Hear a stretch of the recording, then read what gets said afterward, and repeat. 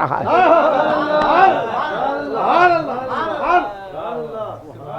یہ امام اعظم ابو حنیفہ رضی اللہ تعالیٰ عنہ کی فراست و دانائی تھی، جس کی وجہ سے آج امام اعظم کی عقل مندی مشہور ہے۔ امام اعظم نے ایسے ایسے مسائل بیان کیے کہ دنیا میں ایسے مسائل کوئی بھی بیان نہ کر سکتا۔ امام اعظم کی وہ عقل مندی ہے، امام اعظم کی وہ تقویٰ و پرہیزگاری ہے کہ دنیا ان کو آج ماننے پر مجبور ہے، مخالف بھی مانتا ہے لیکن شرارتاً تنقید کرتا ہے۔ امام اعظم ابو حنیفہ رضی اللہ عنہ، ان کے ایک مزے کی بات سناتا ہوں میں۔ حضرت کے شاگرد تھے امام ابو یوسف۔ امام ابو یوسف کا بھی واقعہ تو ایسا ہے، واقعہ جب میں سنا پڑھا تو میرے آنکھوں میں آنسو آ گئے۔ امام اعظم کی سخاوت، امام اعظم کا علم کے پھیلانے کا جذبہ کیا تھا۔ ابو یوسف جو تھے ان کے والد کا انتقال ہو گیا، شاگرد تھے، بہت بڑے شاگرد تھے، جو قاضی القضاء تھے ہارون رشید کے دور میں، تو وہ بہت بڑے شاگرد تھے، اس صاحبین میں خود شمار ہوتے ہیں، اور بہت بڑا، آپ لوگ نہیں سمجھیں گے، وہ میں ٹرمنالوجی نہیں استعمال کرتا۔ تو حضرت ابو یوسف رضی اللہ تعالیٰ عنہ جو امام اعظم کے خاص شاگردوں میں ہیں اور بہت بڑے شاگرد ہیں، وہ بچپنے میں جو ہے ان کی والد کا انتقال ہوا تو ان کی اماں کیا کرے، ایک دھوبی کے پاس لے کے جا کے بولی یہ بچہ تمہارا ساتھ دیتا یہ کرا، تو انہوں نے بولے اچھا میں 2 درہم دیتا ہوں روزانہ۔ اب وہاں جاتے تھے، بیچ میں امام اعظم کا مدرسہ تھا، وہاں بیٹھ جاتے تھے۔ اب مہینہ ہوا، پیسے لاؤ، پیسے کہاں سے، پڑھنے کو بیٹھے تو پیسے کہاں سے آئیں گے۔ ماں کو غصہ آ گیا، یہ کون مولوی ہے میرے بچوں کو بھٹکا رہا، ہاں میرے بچوں کو میں کمانے کو بھیجی تو یار، ہمیں کہا آ کے بہت غصے میں آئی ان کی اماں، اور امام صاحب کو جو چاہے بول دیا انہوں۔ اب عورتیں ہیں، ہاں تم کیا بھٹکا رہے ہیں میرے بچوں کو، میرے بچیاں ہیں، میں بیوہ ہوں، کہاں سے لائیں گے، کھائیں گے کیا، کیا پڑھنے سے پیسہ آتا کیا، بہر کر جو عورتیں بولتے نا اتنے پورے بول دیے۔ امام اعظم کا صبر دیکھو، خاموش سنتے رہے۔ جب غصہ ٹھنڈا ہو گیا تو بولے مائی غصہ ٹھنڈا ہو گیا تمہارا، ہو اس بچوں کو پڑھائی سے مت روکو، یاد رکھو یہ بچہ ایک دن تم دیکھیں گے اپنی نظروں سے، یہ بچہ وہ بنے گا کہ بادشاہ اپنی ہاتھوں سے اس کو حلوہ کھلائے گا، علم کا وہ پیکر، علم کا وہ سمندر بنے گا، اس کو مت روکو۔ اب رہی بات تمہاری آمدنی کی، تو تمہارے گھر کا خرچہ کیا ہے میرے سے بولو، میں تمہارے پہلی سے پہلے ادا کر دوں گا۔ کیا بات ہے، کیا جذبہ ہے صاحب، میں ادا کر دوں گا تمہارا۔ تو ان کی والدہ نے بڑھ کے خرچہ بتایا، جو خرچہ ہوتا اس سے زیادہ بچایا، ہر مہینے اتنا خرچہ پہنچا دیتے تھے امام اعظم، اور ایسا بنایا حضرت ابو یوسف کو کہ ہارون رشید کے دور میں قاضی القضاء تھے، اور جب ہارون رشید کے دور میں تھے تو انہوں نے اماں کو خط لکھا کہ مجھے قاضی القضاء کا عہدہ مل گیا ہے اماں، تو وہ کوفے سے بغداد آئی، نگاہوں کے سامنے دیکھا تو بادشاہ کے تخت میں بیٹھے بادشاہ حلوہ کھلا رہا ہے۔ ماں رونے لگ گئی، کہنے لگی کیا بات ہے ماں، یہ تو خوشی کا موقع ہے۔ تو بیٹا تو میرے استاد یاد آ گئے،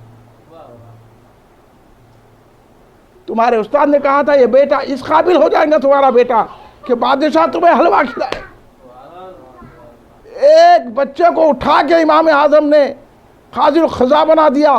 آج ساری دنیا امام ابو یوسف کے قائل ہے، اور جو فتویٰ دیتی ہے تو امام ابو یوسف کے فتویٰ پہ دیتی ہے فتویٰ آج بھی۔ اتنے بڑے امام ہیں امام ابو یوسف۔ یہ ہے کمال حضرت امام اعظم ابو حنیفہ کا، یہ ہے شان امام اعظم ابو حنیفہ کی۔ وہ کیا ان کا واقعہ ایسا ہے، ان کی بیوی سے جھگڑا ہو گیا ان کا ابو یوسف سے، تو اب وہ بات چلی گھر میں کچھ، تو انہوں بیوی کو بولے جب تک کہ، اب بیوی بولی میں بات نہیں کرتی ہوں، تو انہوں بولے کہ اگر تم فجر سے پہلے بات نہیں کرے تو تمہارے کو 3 طلاق بول دیے۔ تھوڑی دیر کیا پچھتاوا ہوا، بھائی ایک بیوی کے ساتھ یہ حال ہو گیا، اب دوسری بھی ڈھونڈیں گے کیا، پہلے لیکن نیک لوگ تھے، کہاں کریں گے یہ سب پنچاتا، ارے ہم غصے میں بول دیا اب کیا کریں گے۔ اب بیوی کو منا رہے ہیں، بات نہیں کری، بیوی کو سمجھا رہے ہیں، بات نہیں کریں، تھک گئے، رات کے 3 بج گئے۔ انہوں بولے اب تھوڑی دیر میں جو فجر کی اذان ہو جاتی، اب تو بیوی میرے ہاتھ سے نکل جاتی۔ سیدھا رات کو امام اعظم کے پاس آئے، کھٹکھٹا دیے، امام اعظم کھولے تو بولا ارے ابو یوسف ادھر کدھر، بولے حضور مسئلے میں پھنس گیا بھائی، بولے کیا ہوا؟ پورا سنا ہے ایسا. بیوی ضد کری، بات نہیں کری. بولے ٹھہر جاؤ تھوڑی دیر. 1 گھنٹہ بٹھا لیا امام اعظم. اس کے بعد جب بہترین جو دولہا اس زمانے میں دولہا پہنتا تھا نا لباس، وہ دولہے کا لباس پہنا دیا، بہترین عطر لگا دیے. بولے اب جاؤ گھر میں. حضرت امام یوسف رضی اللہ تعالیٰ عنہ ایسے گھر میں داخلے ہوتا ہے، جو دیکھے خوشبو، دولہے کا لباس، پریشان ہو کے اچھا میں بات نہیں کر رہی تو دوسری سے شادی کر لیے. یہ بولنا تھا. امام نے اتار کے کہا یہ میرے استاد کا کرم ہے کہ استاد نے طلاق سے بچا لیا. بیوی بات کر لی. یہ امام اعظم ابو حنیفہ کی فراست و دانائی ہے. یہ فراست و دانائی ایسے واقعات کئی ہے. اور ہمارے سالم میں ایک واقعہ میرے کو یاد دلا ہے کہ آپ وہ بیان کر رہے تھے، بیان کیجئے. امام اعظم پڑھاتے بیٹھے تھے، شاگردہ بیٹھے، ایک صاحب جا رہے تھے تو امام اعظم بولے یہ اجنبی ہے اور یہ جو ہے ٹیچر ہے، اور یہ جو ہے نا اس کے پاس مٹھائی ہے. اب بچوں کی تشویش ہو گئی. امام صاحب یہاں بیٹھے ہیں، اس کو اجنبی بھی بول رہے ہیں، ٹیچر بھی بول رہے ہیں، اور اس کے پاس مٹھائی ہے یہ بھی بول رہے ہیں امام صاحب. اب بچے بولے ہاں، بچے کیا بولے؟ ذرا آپ تحقیق کرنا. جا کے کرے پوچھے تو صحیح نکلا. انہوں ٹیچر بھی ہے، اجنبی ہے، شہر میں پہلی مرتبہ ہے، ٹیچر بھی ہے اور جیب میں مٹھائی بھی ہے. امام صاحب سے آ کے پوچھے کیسا پہچانے ہیں حضور آپ؟ تو آپ نے فرمایا بیٹا میں دیکھا انہوں جو ہے یہ ادھر ادھر یہ چیزوں کو دیکھ رہے ہیں، وہ چیزوں کو میں سمجھا یہ شہر میں اجنبی ہے، اس وجہ سے ادھر ادھر دیکھ رہے. دوسری بات ٹیچر کیسا؟ تو بچوں کو دیکھ کے ذرا انہوں ایسا کر رہے تھے، بچوں سے ذرا شفا ختم ہو. تو میں ٹیچر ہے، پڑھانے والا ہے، اور اس کے جیب کے اطراف مکھیاں تھے تو میں سمجھا کوئی مٹھائی کی چیز ہے. ایک اور بات بتاؤ اس میں مٹھائی کی یاد آیا. تو امام صاحب کے سامنے ایسے سے مسئلے پوچھتے تھے لوگ. امام اعظم ابو حنیفہ کو یہ کرنے کے لیے دیکھیں کیسے کیسے مسئلے پوچھتے تھے. ایک شخص آ کے بولا یہ پیخانہ میٹھا ہوتا یا کھٹا ہوتا؟ ایسا مسئلہ پوچھنے کا بھی ہے. پوچھتے تھے مگر امام صاحب گھبراتے نہیں تھے کسی چیز سے. ایسا امام ہے ہمارا. امام صاحب بولے میٹھا ہے. بولے کیسا پہچانے؟ مکھی بیٹھتی نا اس پہ. دیکھ رہے ہیں آپ، ہار کے چلے گیا، جواب دے نہیں سکا. ایسے کئی لوگوں کو امام اعظم ابو حنیفہ رضی اللہ تعالیٰ عنہ جواب دیتے تھے اور لاجواب کر دیتے تھے. جب اس عقل فراست سے امام اعظم نے جب فقہ تدوین کی ہوگی تو بتاؤ قرآن کی روح کو جانا ہوگا، حدیث کے مغز کو جانا ہوگا. جبھی ہم امام اعظم ابو حنیفہ کی تقلید کرتے ہیں. اور امام اعظم ابو حنیفہ یہ مت سمجھو کہ خالی امامی تھے، بلکہ بہت بڑے ولی تھے، بڑے مقتدی تھے اور بڑے متقی تھے. جیسا ابھی شمس بابا اپنی تقریر میں کر کے امام صاحب 40 سال تک عشاء کے وضو سے فجر کی اتنے متقی. اور تقوی کا یہ عالم تھا. یہ آپ ملازم کو بولے کہ یہ کپڑا عیب دار ہے، اس کو بتا کے بیچنا. آپ کی دکان تھی نا، ملازم کرنا آج تک جو ہے کپڑا بیچ دیا. دوسرے آج کے سیٹر ہے تو کیا بتا رہے بڑا ہوشیار سیل مین ہے وہ ہے بول کے تعریف کرتے. امام صاحب غصے میں آ گئے، بولے جاؤ ڈھونڈو وہ شخص کو. نہیں ملا. آ کے بولے تو اس دن جتنی آمدنی تھی سب خیرات کر دیے. بولے کہ وہ غیر وہ ناجائز پیسہ اس میں شامل ہو گیا، حالانکہ اتنے پیسہ خیرات کرنا تھا نا. بولے نہیں، یہ تقویٰ تھا امام کا. تو بولو ان کی فقہ غلط ہو سکتی ہے، ان کی سوچ غلط ہو سکتی ہے، یہ کمینے غلط ہے. اور آپ تقوی کا یہ عالم ہے. آج ہم تو سینیٹر لا لیے نا مسجدوں میں. آج کے علماء سنو، امام اعظم قبرستان گئے میت کے ساتھ، دھوپ بہت تھی، امام اعظم دھوپ میں کھڑے ہیں، لوگ دیکھے، وہ لوگ گھر تھا وہاں چھاؤں آ رہی تھی، سب لوگ چھاؤں میں چلے گئے. امام صاحب کو بلایا، آئیے امام صاحب یہاں ٹھہریے، چھاؤں ہے. کہیں کو دھوپ میں ٹھہرتے؟ امام صاحب بولے میں نہیں ٹھہرتا.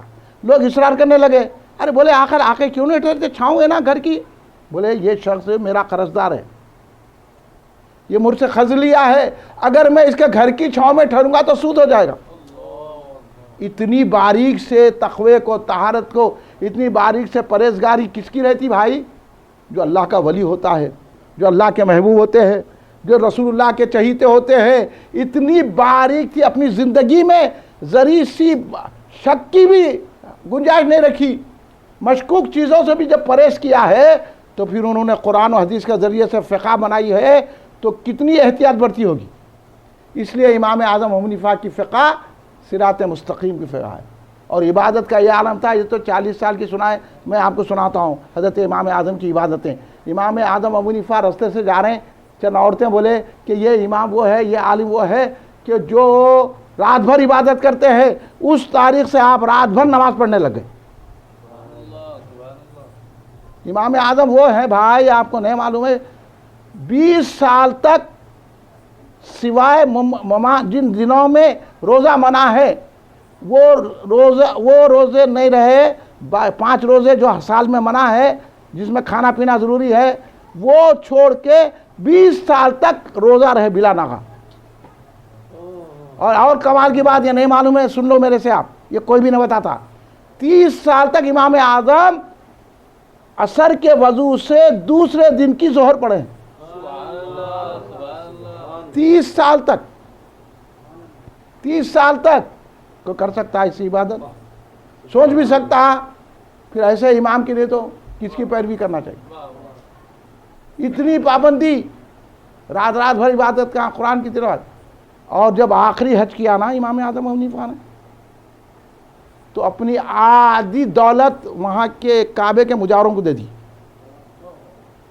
اور ان سے کہا کہ کعبے کا دروازہ کھولو۔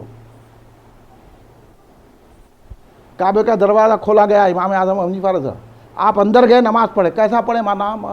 نماز اندر نماز پڑھے، ایک پیر کو ٹھہرا کر، یہ سیدھا پیر اٹھا دیے، ایک پیر پہ کھڑ کر آدھا قرآن پڑھے، پھر ایک رکعت ادا کیے، پھر دوسرے پیر کو کھڑا کر کے دوسرے 15 پارے ختم کیے۔ اس طرح کعبۃ اللہ کے اندر ایک قرآن ختم کیا۔ یہ ہے عبادتیں، یہ ہے ریاضتیں، یہ ہے امام اعظم کی شان و مرتبت۔ جب امام اعظم ابو حنیفہ نے جو فقہ تیار کی تو رسول پاک صلی اللہ علیہ وسلم نے اس کو پسند فرمایا، اور ہم حنفی اطمینان رکھیں کہ امام اعظم کی فقہ پہ جو چلتا ہے وہ رسول پاک کی سنتوں پہ چلتا ہے، وہ اللہ کی فرما برداری میں اپنی زندگی گزارتا ہے۔ امام اعظم کی شان بہت بڑی ہے، ہمارے الفاظ نہیں ہے کہ جو بیان کر سکے ہیں۔ یہ بھی ایک سعادت مندی ہے کہ اللہ نے ہم سے کام لے لیا، ورنہ ہم اس قابل نہیں کہ امام اعظم کی تعریف کر سکیں، امام اعظم کا تذکرہ کر سکیں۔ اس لیے آپ جتنے حضرات ہیں قابل مبارکباد ہیں کہ آپ امام اعظم کے تذکرے کے لیے یہاں جمع ہو گئے، امام اعظم کی شان بیان کرنے کے لیے یہاں موجود ہے۔ اپنے آپ کو خوش نصیب سمجھیے، لیکن یہ بھی طے کر کے جائیے، اپنے دلوں میں یہ بسا کے جائیے کہ ہم امام اعظم ابو حنیفہ کے دشمنوں کا مقابلہ کریں گے۔ امام اعظم کو جو برا بولا اس کو ہم منہ توڑ جواب دیں گے، اور کل مرکزی مجلس اہل سنت کا ساتھ دیں گے۔ ہم ہر وہ مخالف جو غوث اعظم کا ہے، خواجہ غریب نواز کا، امام اعظم کا ہے، صحابہ اکرام کا، اہل بیت کا ہے، امام حسین کا ہے، ہر مخالف کا جواب ہم جگر کے ساتھ دینے کو تیار ہیں۔ آپ ہمارا ساتھ دیجئے اور آ جائیے اور ہمارے جماعت میں شامل ہو جائیے۔ اب مروتوں کا دور نہیں رہا، یہاں تو اتنی بگاڑ پیدا کی گئی ہے، اب ہمارے کو غیر مسلموں کے قریب کر دیا جا رہا ہے۔ اب تب تو کلمے کی بنیاد پر ایک ہو بولتے تھے، اب تو ہولی کی مبارکبادی، دیوالی کی مبارکبادی لیڈر دیتے پھر رہے ہیں، تو پھر ہم کدھر جائیں؟ بولیے آپ۔ ہمارے بزرگوں نے کبھی نہیں کیا، اسی ہندوستان میں رہے۔ خواجہ غریب نواز آئے تو کتنے میں تو کیا انہوں بولے ایسا مبارکباد دیتے پھر رہے، انہوں تو ان کو بھی مسلمان بنا دیے۔ ذرا سوچئے آپ میری فکر کو، سمجھیے مجھے داتا فکر کو۔ یہ ہمارے کو ماریں گے، مرنا تو ایک دن ہے۔ یہ موت جائے تو رسول کے قدموں پہ جائے، یہ سر جائے تو رسول کے قدموں پہ جائے، موت آئے تو کلمہ طیبہ لا الہ الا اللہ محمد رسول اللہ پڑھتے ہوئے آئے۔ اگر ہم یہ مبارکباداں پیش کرتے رہیں گے تو پھر کلمہ نصیب نہیں ہوگا۔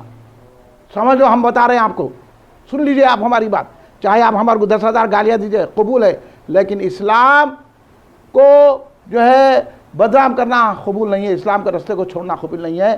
میرے ہاتھ میں تھا جب تک میرے مصطفیٰ کا دامن، میرے ہاتھ میں تھا جب تک میرے مصطفیٰ کا دامن، میرے پاؤں چومتی تھی یہی گردش زمانہ، سمجھے؟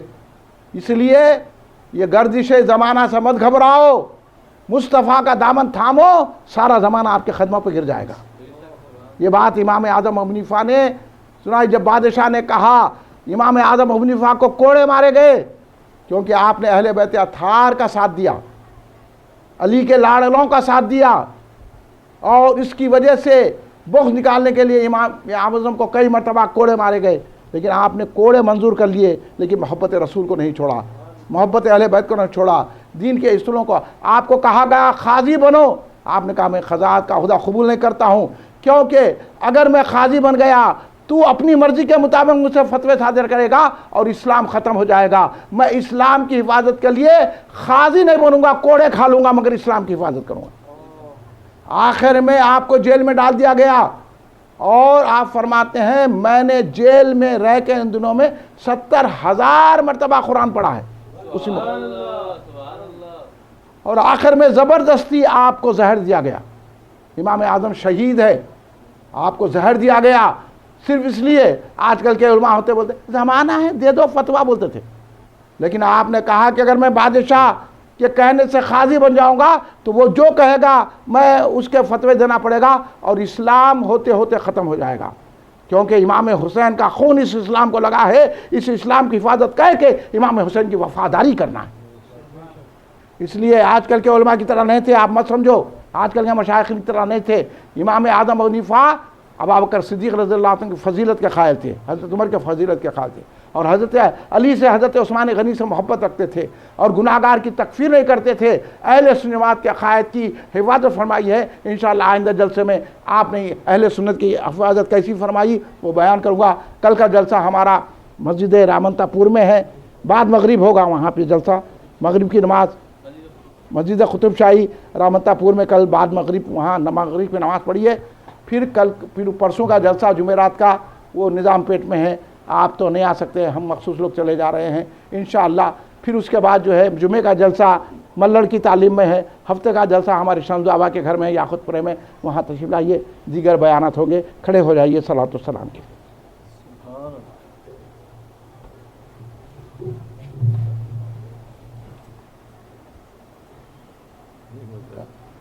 نہیں ہٹتا, اچھا نہیں ہٹتا تو ہٹانا اپنا کام ہے. اچھے اچھوں کو ہٹا دیے وہ کیا. صلی اللہ علی محمد صلی اللہ علیہ وسلم. صلی اللہ علی محمد صلی اللہ علیہ وسلم. صلی اللہ علی محمد صلی اللہ علیہ وسلم. صلی اللہ علی محمد صلی اللہ علیہ وسلم. یا نبی سلام علیکہ, یا رسول سلام علیکہ, یا حبیب سلام علیکہ, صلوات اللہ علیکہ, یا نبی سلام علیکہ, یا رسول سلام علیکہ, یا حبیب سلام علیکہ, صلوات اللہ علیکہ, یا حبیبی یا محمد, یا رسول اللہ احمد,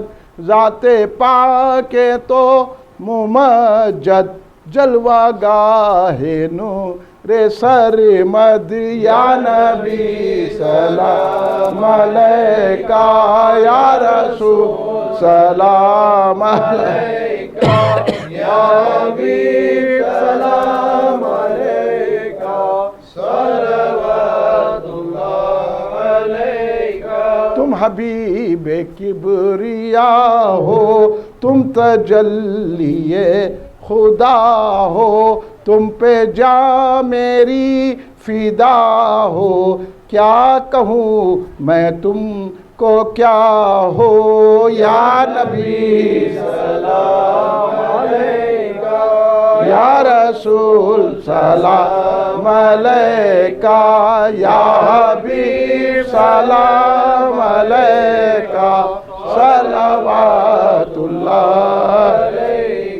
الغیا سے جانے جانا ہو گیا ہے ہند زندہ, تیرا حسرت سناخا ہے جدائی میں پریشاں، یا نبی سلام علیکہ، یا رسول سلام علیکہ، یا حبیب سلام علیکہ، صلوات اللہ دکھ بھرے نالوں کا صدقہ، ناز کے بالوں کا صدقہ، کربلا والوں کا صدقہ، بھیک دو لالوں کا صدقہ، یا نبی سلام علیکہ، یا رسول سلام علیکہ، یا حبیب سلام علیکہ، صلوات اللہ علیکہ۔ ربنا تقبل منا الفاتحہ الی حضرت النبی صلی اللہ علیہ وسلم۔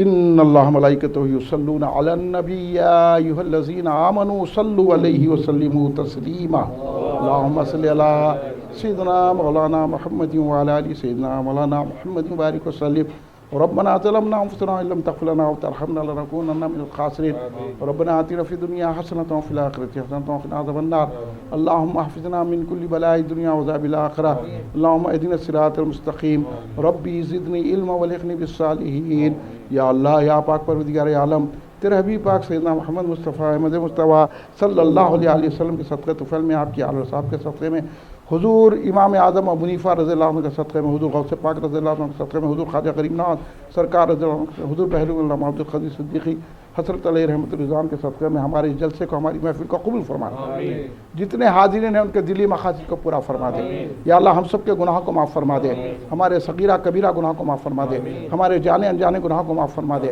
ہمارے پوشیدہ ظاہرہ گناہ کو معاف فرما دے یا اللہ، ہم پر رحم و کرم کے دروازے کھول دے یا اللہ، ہمارے رزق میں کشادی و برکت عطا فرما، ہماری عمر میں درازی و برکت عطا فرما، ہمیں صحت و تندرستی عطا فرما یا اللہ، ہم کو ہر بلا ہر آفت ہر موذی امراض سے محفوظ فرما دے یا اللہ، ہر مرض سے ہماری حفاظت فرما یا اللہ، کرونا وائرس کے مرض اور بلا سے ہماری حفاظت فرما، کرونا وائرس بلا کو یا اللہ ساری دنیا سے ختم فرما دے، ہم سب کی حفاظت فرما یا اللہ، ہمارے دشمنوں کے شر سے محفوظ رکھ، مخالفین کے شر سے محفوظ رکھ، منافقین کے شر سے محفوظ رکھ، یہود و نصارہ کافر و مشرکوں کے شر سے محفوظ رکھ یا اللہ، ہم سب کا ایمان پر خاتمہ فرما دے، قبر کے عذاب سے بچا لے، دوزخ کی آگ سے بچا لے، میزان و پسرا سے آسانی سے گزار دے، حوض کوثر کے پیالے عطا فرما، قیامت کی ہولناکیوں پریشانی میں سائے رحمت عطا فرما یا اللہ، جہاں جہاں مسلمان پریشان کی پریشانی دور فرما دے، مسلمانوں کی جان و مال عزت و آبرو کی حفاظت فرما، اسلام کا بول بالا کر دے، اہل سنت جماعت کا بول بالا کر دے، ہم میں جو بیمار ان کو صحت و تندرستی عطا فرما یا اللہ، میری بہن کو صحت و تندرستی عطا فرما یا اللہ، ہمارے